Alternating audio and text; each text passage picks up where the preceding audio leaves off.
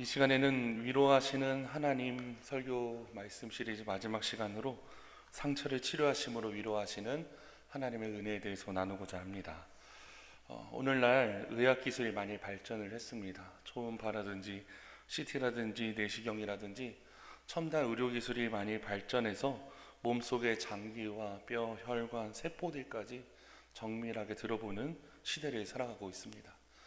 그래서 건강을 위협하는 문제들을 사실 사전에 발견하고 예방하고 정기 검진을 통해서 평균 수명조차도 굉장히 늘어난 시대를 살아갑니다. 그런데 사실은 이런 육체의 질병의 문제도 있지만 더 깊은 고통은 사실 마음의 병에서 비롯된다라는 것을 우리 성도님도 잘 알고 계실 것입니다.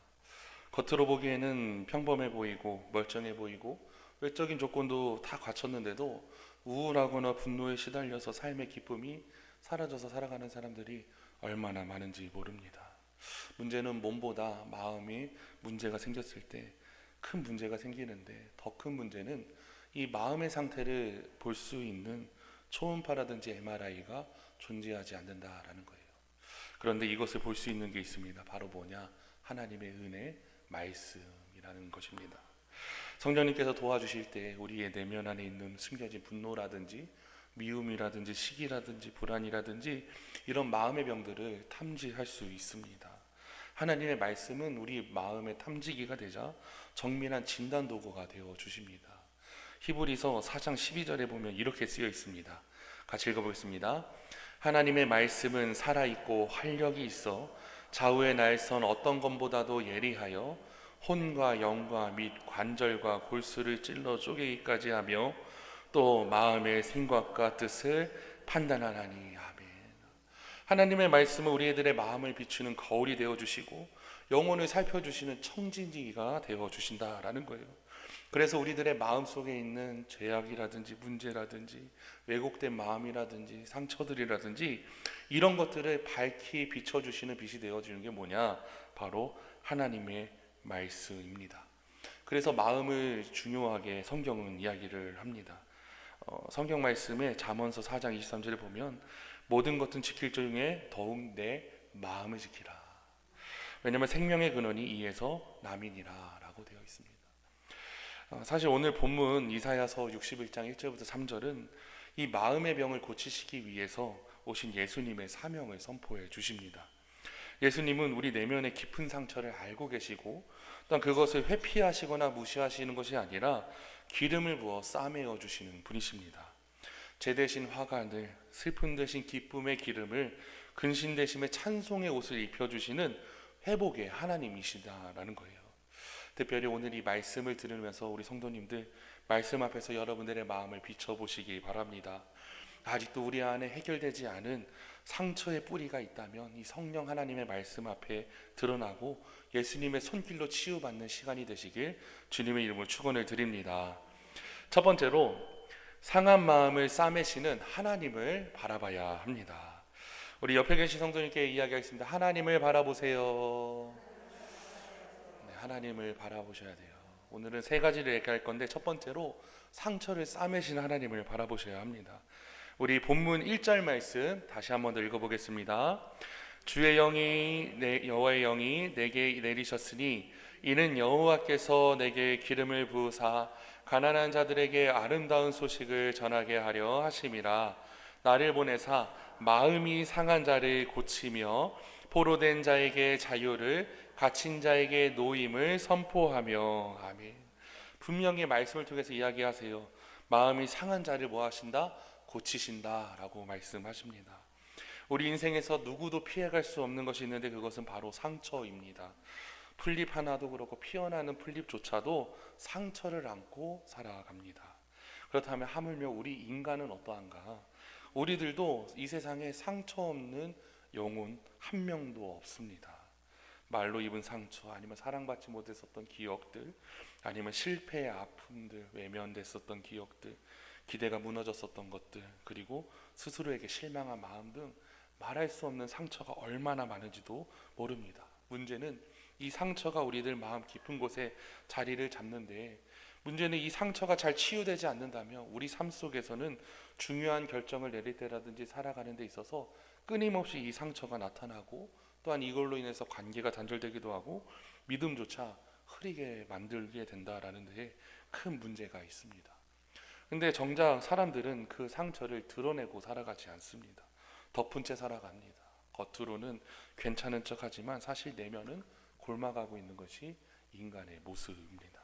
때로는 굉장히 사소한 일에 분노하기도 하고 누군가의 말 한마디에 굉장히 상처를 입는 것이 바로 우리들의 존재입니다. 그래서 몸만 어른이 되었을 뿐 사실 어린아이와 같이 상처 입은 행동을 표현하는 성도님들도 있고 저 역시 그럴 때가 있습니다. 왜 그러냐? 과거에 치유받지 못했었던 아픔들이 현재 우리의 관계와 결정, 심지어는 신체적인 아픔까지도 영향을 미치면서 계속해서 연결되기 때문입니다. 사실 그 감정의 근원은 지금 일어난 사건 때문에 그런 것이 아니라 깊이 묻어뒀었던 과거의 상처에 대해서 비롯된 경우들이 많습니다. 저 같은 경우에도 사실은 비교하는 것에 대해서 굉장히 어려워하는 것이 있습니다. 제가 다른 것들은 다 웬만하면 넘어가는데 꼭 비교하는 거, 그것만 하면 사실 마음의 상처가 나타나거나 아니면 감정적으로 이렇게 흔들릴 때가 있어요. 왜냐하면 그런 것들은 사실 어렸을 때 부모님의 교육 방식이라든지 아니면 제가 어떠한 그러한 일들에 대해서 굉장히 스트레스를 많이 받았었기 때문입니다. 그래서 상처는 성인이 된 저를 지금도 그렇게 하고 우리 성도님들도 다들 하나하나씩 상처가 있는데 그것이 자신을 힘들게 할 때가 있습니다.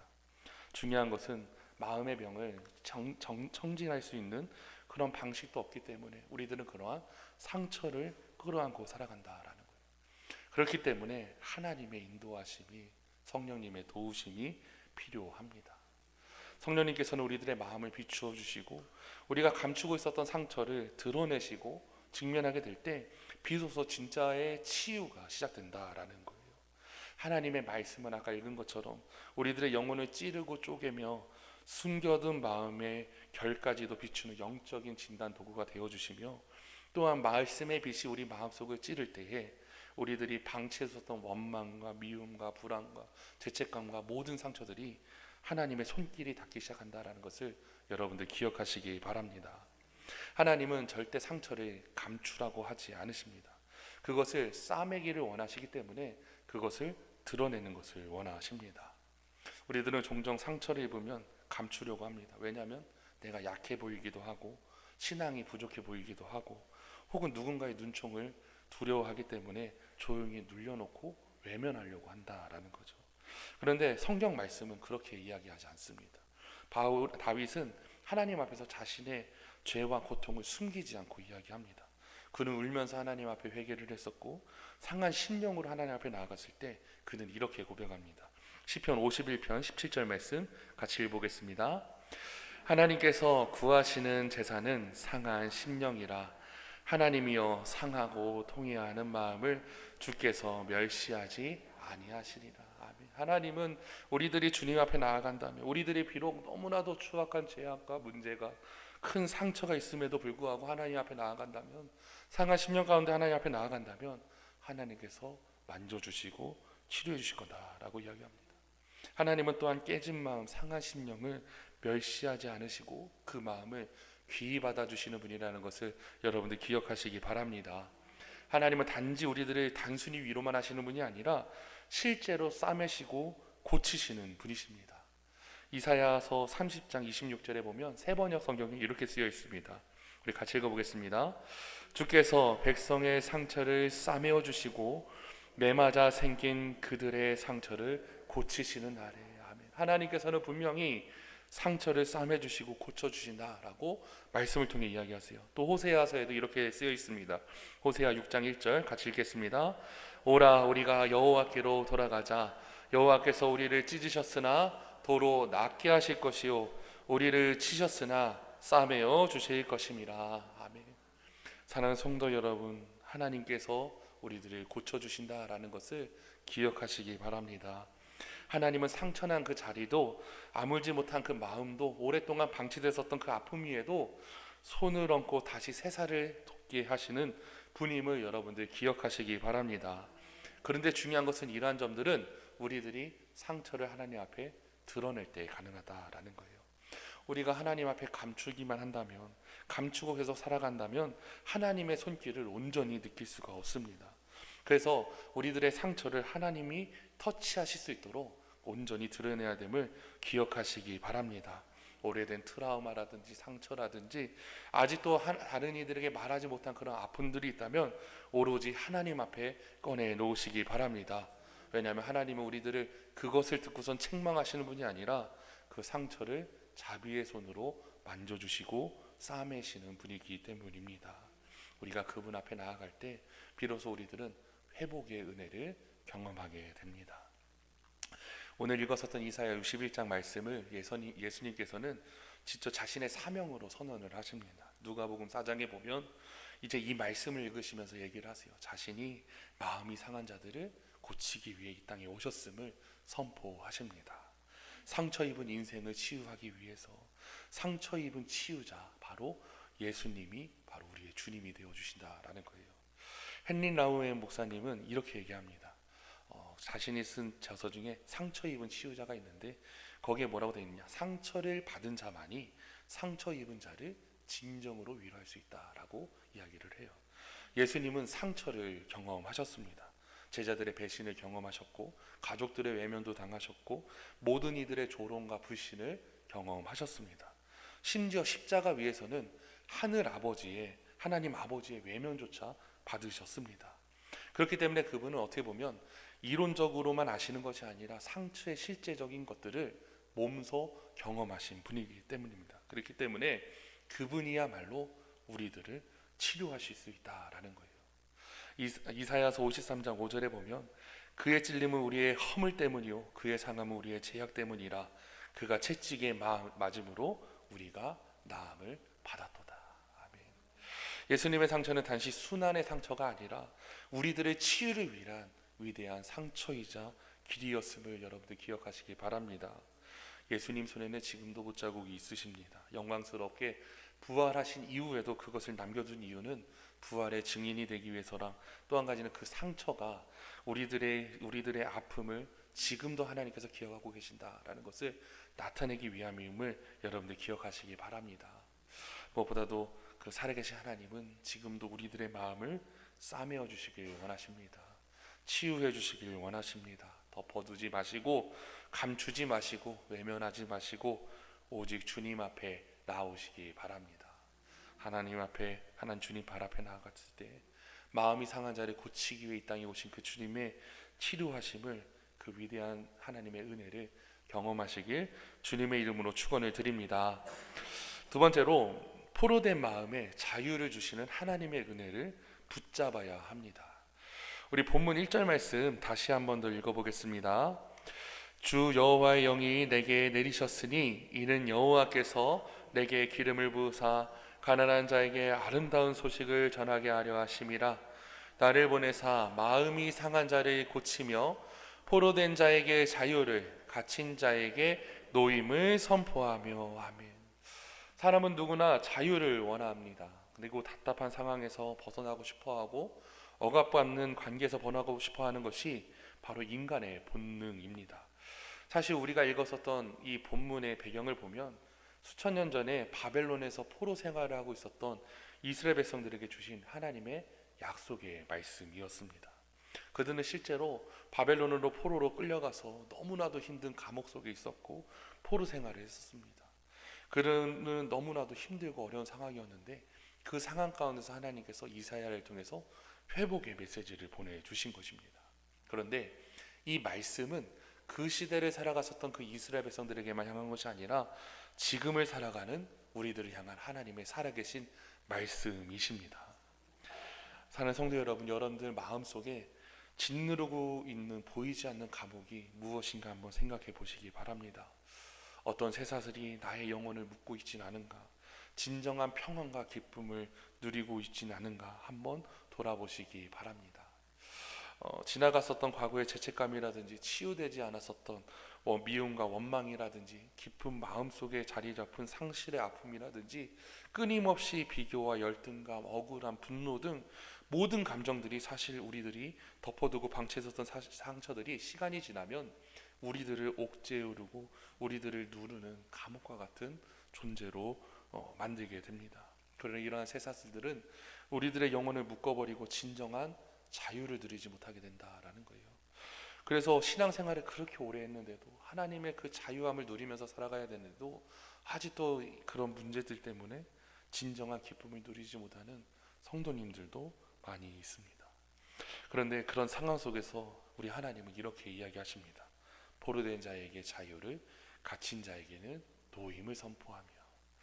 육체의 석방만을 이야기하는 것이 아니라 마음의 감옥과 영혼의 억압과 상처의 사슬에서 벗어나는 하나님의 은혜의 외침임을 여러분들 기억하시기 바랍니다. 주님께서는 아까 얘기했듯이 누가복음 4장에서 예수님은 이사야의 본문을 이야기하시면서 오늘 이 말씀이 오늘 너희의 귀에 임하리라 라고 선포하셨습니다.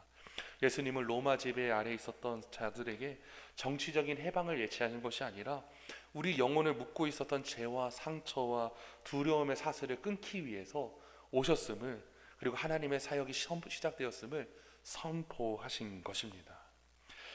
폴 투리니에라는 의학 박사가 있습니다. 그는 이렇게 얘기합니다. 인간은 스스로 자신을 죽이고 있다라고 말했습니다. 이것은 무슨 얘기냐? 자신이가 자기 자신을 용서하지 못하고 끊임없이 남을 향한 미움과 원망을 풀지 않고 상처받은 것들을 이렇게 고의적으로 눌린 채 살아가는 것들은 바로 스스로를 죽이는 행위다라는 거예요. 그러니까 이러한 문제들 때문에 다른 사람들을 더 사랑해야 되고 이해해주고 그래야 되는데 끊임없이 그런 것들로 인해서 내 인생이 힘들어가고 내 인생이 상처를 계속 나타나고 내 인생이 어려워지는 것이 우리들의 삶이라고 이야기를 합니다. 하나님은 분명히 우리들의 인생에 있어서 상처들을 허락하시지만 그 상처의 포로로 머물러 있기를 원하시지 않는다라는 것을 기억하시기 바랍니다. 여러분도 아시다시피 예수님은 우리들의 죄를 대신하셔서 십자가에 달리셨습니다. 그리고 십자가에서 가상칠언에서 다 이루었다라는 말씀을 하셨습니다. 더 이상 너의 그 죄악된 과거가 끝났고 이제 새로운 자유가 시작된다라는 선포의 말씀입니다. 그런데 우리들은 이러한 말씀들을 알지만 진정으로 받아들이지 않고 끊임없이 사단의 속삭임에 흔들리는 인생을 살아간다라는 거예요. 너 그때 그런 일을 했었잖아. 넌 절대 용서받을 수 없어. 너는 그 사람에게 너무 큰 상처를 줬고 너 절대 용서하지 마. 이런 식으로 끊임없이 우리들의 인생을 힘들게 옥죄해 옵니다. 그런 목소리를 들을 때마다 우리들은 날마다 또다시 뒤로 물러서고 죄책 가운데 살아가고 너무나도 큰 어려움을 겪게 된다라는 겁니다.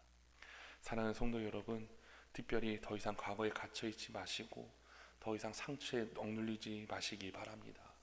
이제는 성령의 능력에 힘입어 은혜의 빛으로 걸어 나오시기 바랍니다. 골로새서 1장 13절에서 14절에 보면 이렇게 쓰여 있습니다. 우리 같이 읽어볼까요? 그가 우리를 흑암의 권세에서 건져내사 그의 사랑의 아들의 나라로 옮기셨으니 그 아들 안에는 우리가 속량 곧 제사함을 얻었도다. 아멘. 하나님께서 우리들을 흑암의 권세에서 건져내어 주셨다. 십자가의 은혜로 건져내어 주셨기 때문에 우리들은 더 이상 어둠의 자식들이 아니고 속량받은 제사함 받은 존재들이다라고 이렇게 믿음으로 선포해 주십니다. 우리들이 정말로 주님의 은혜 자리에 나아간다면 치유되고 회복되고 새롭게 된다라는 것을 기억하시기 바랍니다. 하나님은 지금도 우리에게 말씀하십니다. 더 이상 너를 정죄하지 않고 내가 너를 자유롭게 했으니 이게 자유롭게 신앙생활을 해라. 놓아놓고 나아라. 이러한 이 하나님의 음성을 믿음으로 받아들이시는 저와 여러분 되시길 주님의 이름으로 축원을 드립니다. 우리가 정말로 진정한 자유 안에 살아갈 때 우리 자신만을 위한 것이 아니라 이것을 통해서 다른 이들에게 선한 영향력을 끼칠 줄 믿습니다. 이제는 용서의 복음을 다른 이들에게 전하게 될 것이고 우리가 자유했기 때문에 이 자유함을 흘러보내는 거룩한 축복의 통로가 될 줄 믿습니다. 마지막 세 번째로 슬픔을 기쁨으로 바꾸시는 회복의 하나님을 기대해야 합니다. 하나님은 분명히 우리들의 상처를 싸매어 주시고 치료해 주시고 죄의 사슬에서 풀어 주시는데 거기서 그치는 것이 아니라 우리의 인생을 슬픔에서 기쁨으로, 무너짐에서 회복으로, 눈물을 찬양으로 바꿔주시는 분이 바로 하나님이십니다. 우리 본문 3절 말씀 같이 읽어보겠습니다. 무릇 시온에서 슬퍼하는 자에게 화관을 주어 그 죄를 대신하여 기쁨의 기름으로, 그 슬픔을 대신하여 찬송의 옷으로, 근심을 대신하시고 그들의 의의 나무 곧 여호와께서 심으신 그 영광을 나타낼 자라 일컬음을 받게 하려 하심이라. 아멘. 하나님께서는 분명히 죄 대신 기쁨으로, 슬픔 대신 기쁨으로, 죄 대신 화관으로 바꿔주시는 위대한 회복을 해주시는 하나님이십니다. 우리들의 인생에 있어서 죄가 되는 부분이 어디가 있으십니까? 깊은 슬픔에 잠겨서 희미해진 얼굴로 있는 그 부분이 어느 것인지, 아니면 무거운 근심이 우리들의 어깨를 누르고 있는 것이 무엇인지 한번 돌아보시기 바랍니다. 하나님의 말씀은 단순한 비유의 말씀이 아니라 우리 인생에 실제적으로 행하실 변화의 말씀이십니다. 하나님은 우리의 인생의 죄를 끌어안아 주시고 주저앉아 있을 때에도 하나님은 우리의 머리에 화관을 씌워주시는 회복의 하나님이십니다. 슬픔으로 뒤범벅된 얼굴 위에 기쁨의 기름을 부어주시고 무뎌진 심령을 찬송의 옷으로 감싸 입혀주시는 분이심을 여러분들 기억하시기 바랍니다. 마치 꼭 장례를 치르던 자가 이제 결혼식의 주인공이 된 것 같은 변화로 바꿔주시는 하나님의 놀라운 은혜를 저와 여러분들이 날마다 경험하길 소망합니다. 하나님은 인생의 절망의 무대 위에서도 은혜의 새로운 이야기를 써가시는 분임을 여러분들이 고백하시기 바랍니다. 마치 깊은 겨울의 호독감을 견뎌낸 씨앗이 마침내 아름다운 꽃으로 피어나듯이, 혹은 지금 내가 어둡고 긴 터널 속에서, 아니면 상상할 수 없는 슬픔과 너무나도 어려움이 있을지라도 나에게 새 생명과 기쁨으로 주시는 그 회복의 하나님을 체험하시는 저와 여러분 되시길 주님의 이름으로 축원을 드립니다. 하나님은 우리들에게 회복을 주시는 분이세요. 우리들의 깊은 상실과 너무나도 힘든 그 어려운 상황 속에서도 놀라운 회복을 허락하시는 그 위대하신 하나님의 은혜에 날마다 감사하시기 바랍니다. 말씀 마무리하겠습니다. 하나님은 우리들의 마음의 상처를 외면하지 않으시고 묶여있는 삶을 풀어주십니다. 그리고 또한 슬픔의 자리에 기쁨으로 바꿔주시는 위대하신 그 회복의 하나님이심을 여러분들 기억하시기 바랍니다. 그 하나님께서 오늘도 우리에게 말씀하십니다. 우리들을 치유해 주실 것이고, 우리들을 자유케 해 주실 것이고, 우리들의 슬픔을 기쁨으로 바꿔주실 것이다. 이 회복의 하나님을 바라보시며 마음에 큰 위로를 받으시는 저와 여러분 되시길 주님의 이름으로 축원해 드립니다. 기도하겠습니다.